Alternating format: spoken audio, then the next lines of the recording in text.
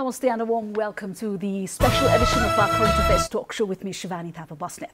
Now, every event is multifaceted, having darker and lighter shades. Looking into the beauty of the COVID-19 pandemic, it has in many ways brought the world together, inculcated in us the realization of the value of one world in many aspects.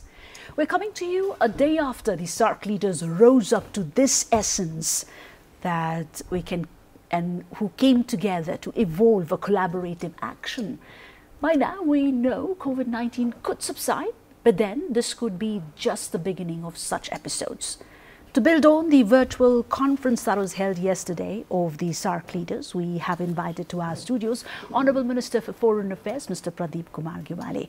Welcome to our studios, Honourable Minister. Thank you, Sivani. Right. And as you could see yesterday, a pandemic did, although aided largely by technology, what many efforts could not do over the past many years. And trust us, it looked beautiful on screen and it in fact looked like a mini SAARC conference.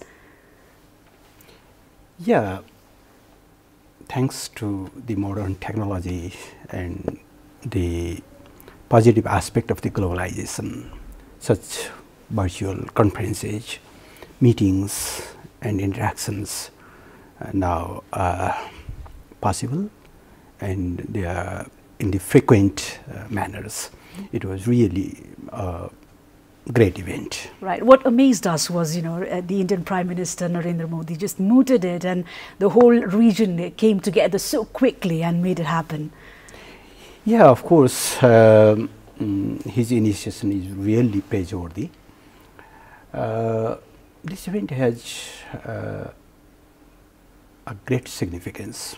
First of all, it gave a strong message to entire region and beyond that when there is a crisis, the leaders do stand together, they explore the possible way outs, they share the best practices. So, that type of strong message is very, very important. Second, it has provided us an opportunity to share the best practices and to develop, to check out the common strategy to tackle such pandemics and other disasters which are quite common nowadays. So, it is indeed was a great event. Mm-hmm. It might be too early to ask, even in this conversation right now, but can this episode be viewed as a revival of SAARC? To some extent, because when our leaders 35 years back, when they joined together and they created a common platform in the name of SAARC, they had a dream of integrated South Asia, a dream of a prosperous South Asia. Though we are lagging behind, but still the relevancy of the SAARC is there. And Nepal, in its capacity of the founder member of the SAARC and its capacity of the current chair, tirelessly doing its best to draw the attention, to make the environment more conducive to revival of the SAARC, because we have big potentials. SAARC is a common platform of 1.8 billion people, which are very energetic. We inherit great civilization, glorious history, and common thread of shared values.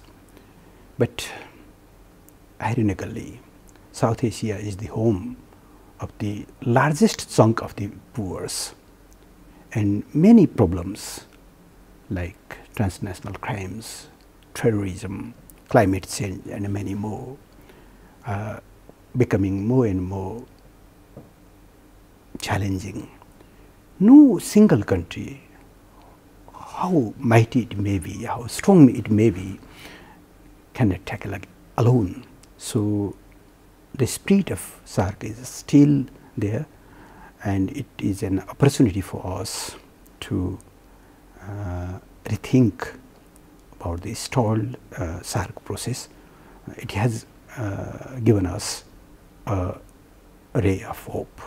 Certainly, the recent developments certainly has come as an eye opener, and it's been evident, Honourable Minister.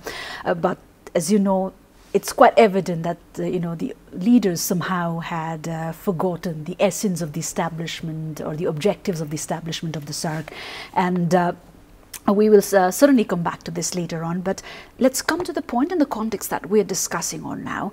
If you are to put in black and white, point-wise, what were the outcomes of yesterday's conference or the deliberations, especially in terms of confronting COVID-19 regionally? Though we are fortunate so far, the entire region is fortunate so far that we have very less affected. Entire region have around 200 plus minus infected cases. If we compare to the epicenter of China, East Asia, Southeast Asia, even West Asia, and now the shifting epicenter of Europe and America, we are not so vulnerable so far, but we cannot stay in complacency. We are in high risk, and WHO has put us in a high risk zone. So, the first and strong message or outcome is a common resolve of the entire region and all leaders that we will develop a common strategy, we will fight together.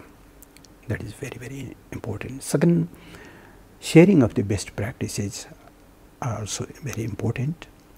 Though the conference was comparatively brief, but we got opportunity to learn from each other.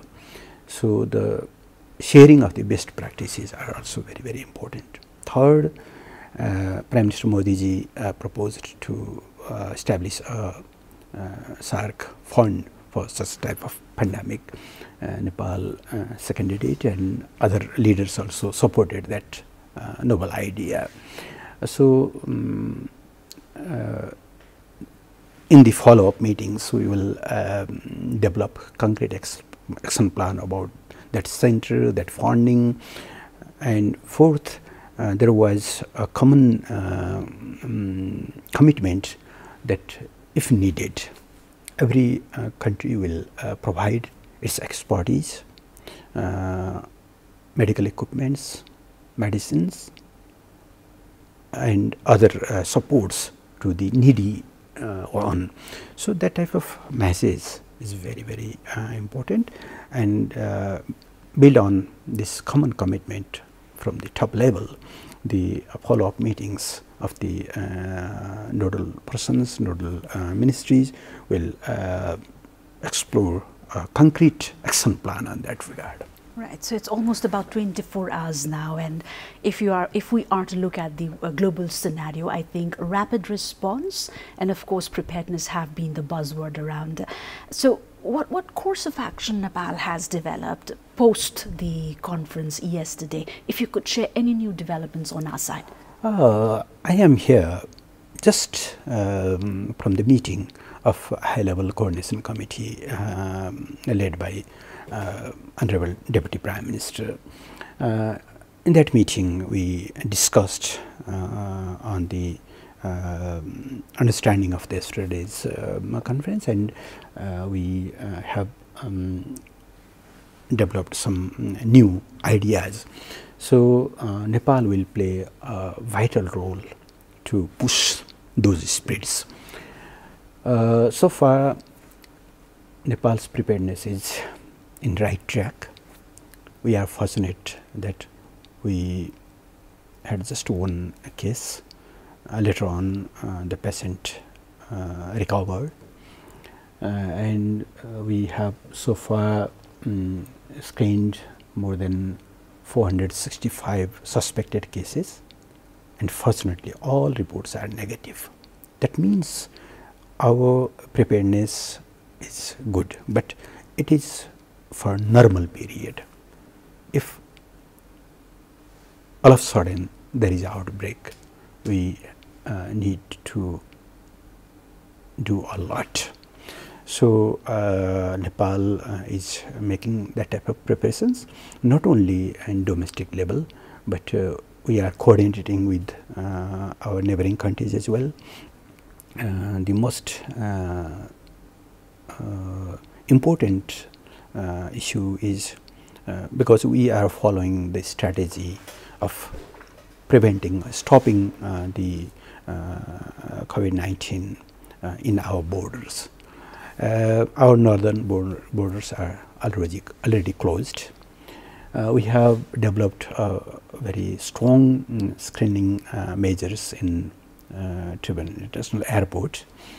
So now the suspension of the on-arrival visa is already there, and the travelers who land now, they have to go the self-quarantine since yesterday. So, in this part we are making good readiness, but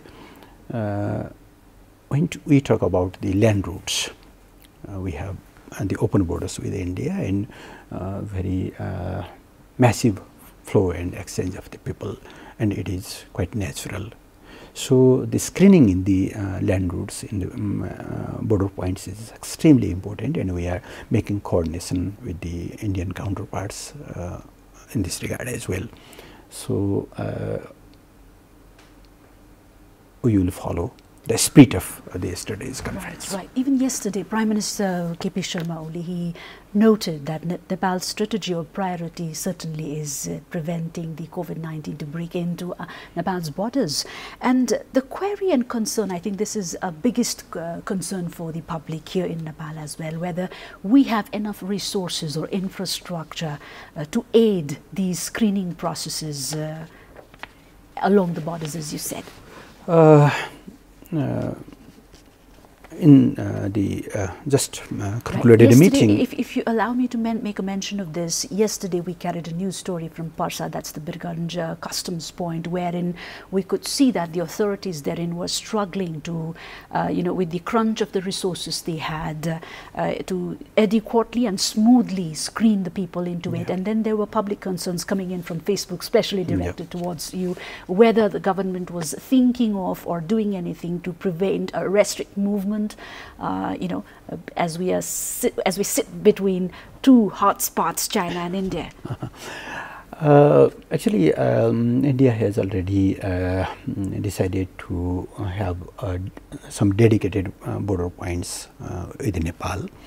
So we are in the process of preventing the flows of the travelers in other entry points.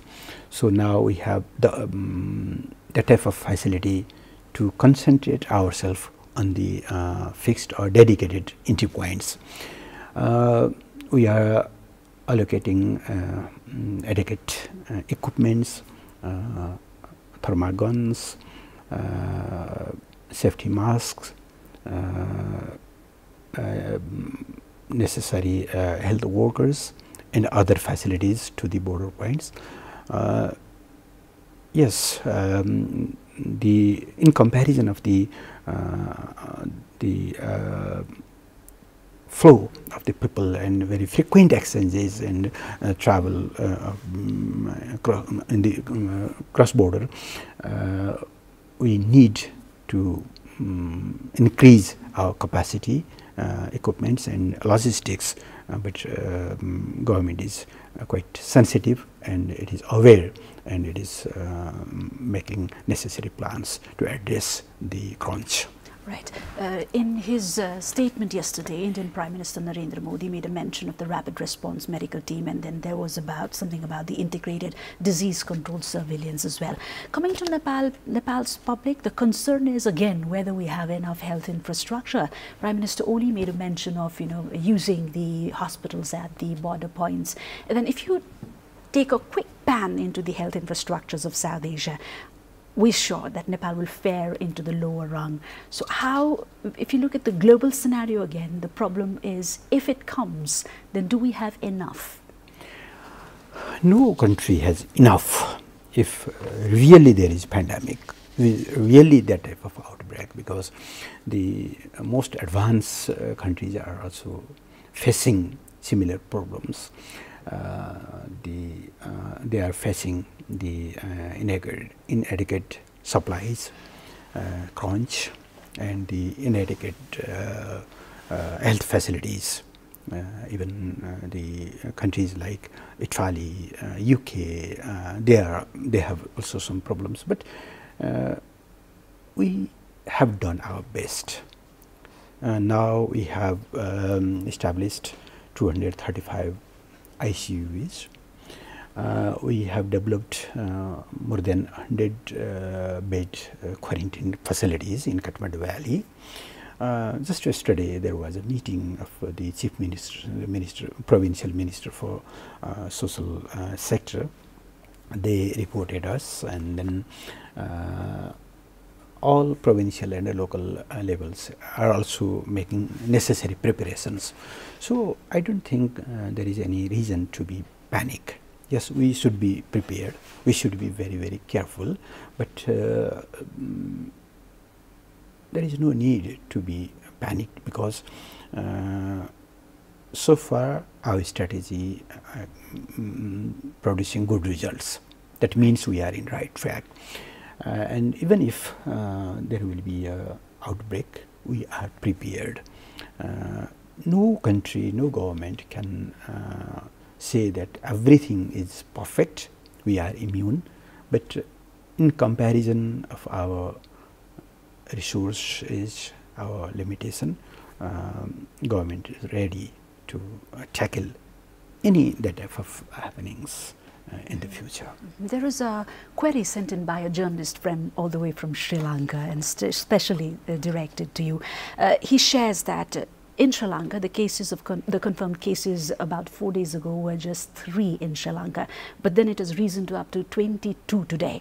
And then this is traced back to the bulk people, expats especially, coming in from Europe and South Korea, the Sri Lankans arriving back from these affected areas. So the question sent in by the journalist from Sri Lanka is how is Nepal thinking of, whether we are even thinking about allowing our aspiring expats to come back in large populations, or are we having enough quarantine facilities for them?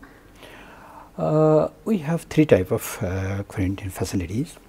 One, like in Kharipati, when we evacuated the 175 students from Wuhan, they were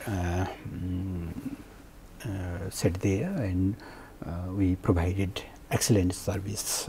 They and their parents and guardians are quite satisfied, I think. But it is a rare case.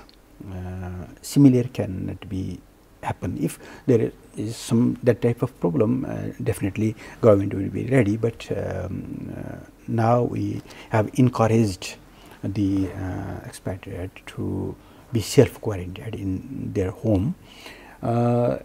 Ministry of Health and Population has developed a standard protocol how we should keep us in self-quarantine. What should be the basic criteria of the bedroom, what type of bathroom we use, what type of protocol we should follow in social interaction, what type of different how distance we should have to manage, how we should to report the concerning authorities about the daily temperature record and other activities. We have developed that type of protocol, and those expatriates will should be kept under the self quarantine in their homes. Tourists should be kept in hotel in self quarantine for 14 days. All protocols should be followed. Though the self quarantine has not been introduced so far, because that type of expectation is not so in high number, but now it is mandatory to every people who come from the most affected area. I think cases we have similar type of problem, because all we are facing is the imported cases, not the developed here, no indigenous or community cases. So we should be more careful to the travelers who came from the affected area. What is the supply of essentials scenario like, Honourable Minister, especially because we are largely dependent in imports? We are very much dependent on imports, and if in case an outbreak happens in the region, what is the government, what is the backup plan that the government has? I carefully listened the statement of Minister for Supply prior to I come back. He assured us, the committee, that there is a sufficient stock of the essential goods. Yes, in the consumers there is a type of fear psychology. That's why the consumers are more intended towards the stockpiling, and very few elements they are taking advantage of the crisis, with which government will take very tough measures, because it is a humanitarian issue, and nobody is allowed to misuse this issue, this situation. So those who take unnecessary benefit from during the crisis, they will be severely punished. Right, and as we are talking here, Honourable Minister, there are serpentine queues outside the petrol refueling stations, and then largely, as you said, it's the fear factor, and then there is of course the opportunists making their play. And then there were concerns or queries from our viewers about what is the government thinking of to deal with this flood of information. How are we going to protect the right of the people for their right to correct or truthful information? Yeah, actually it is a immense problem with which the whole globe is tackling and facing. Just a couple of days back, WHO issued information that please don't be swayed by the misinformations, and they have advised us, entire community, to rely upon the fact-based information. So we have planned to have a single window information system. Ministry of Health and Population will develop some news portals, some apps. It will develop its own Facebook page where the right information will be shared, so and disseminated. So my request to the all viewers and audience is, please don't rely on the baseless unscientific information. Just rely upon the two sources, WHO sources and the Health Ministry sources. Even with due respect, I request to the medical personnels or doctors, please don't share your personal feelings, because it is a more specific case. So general physicians can advise general advice, but it is a specific and very complicated case. So, single window information system is extremely needed. We should rely upon the fact-based, scientifically proved information, and I request all to be careful, be prepared, but don't to be panicked. Right. And as we approach towards the closing of this conversation, Honourable Minister, in the capacity of the chair of the SAARC, how does Nepal perceive India's initiative, the current initiative of yesterday? Because some have dubbed it a master stroke of India to reassert its leadership in the region. Nepal is always pursuing a very consistent policy towards the South Asian regional cooperation. Though the summit is not has not been happened since 4 years, it was supposed to be held in 2016. 4 years has been already elapsed, but we have strong belief in the future of the SAARC. Only a strong SAARC can facilitate and create such an environment and develop a synergy to tackle the problems we are facing now. So, in this spirit, Nepal always pursuing to the revival, to reactivation of the SAARC. Myself, in the capacity of the Minister for Foreign Affairs, chaired twice the informal meeting of the SAARC Council of the Ministers in New York. Other mechanisms are active. The various SAARC centers in the capital cities of the member nations, they are still active.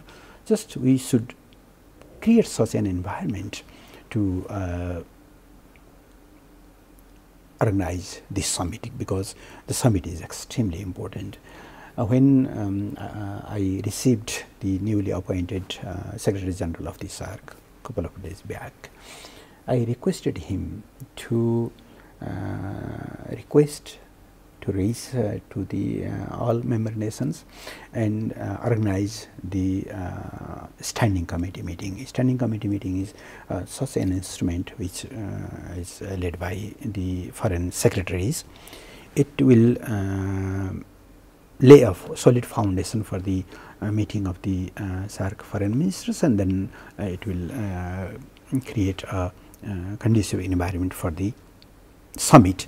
So, Nepal is always pushing, Nepal is always pursuing the spirit of SAARC, and this crisis might be an opportunity to develop the SAARC spirit again. Right. Again, Honourable Minister, given all the hullaballoos that has been created in the geopolitical equation in the recent past, do you not think that the initiative, the recent initiative, does give a message of in terms of geopolitics?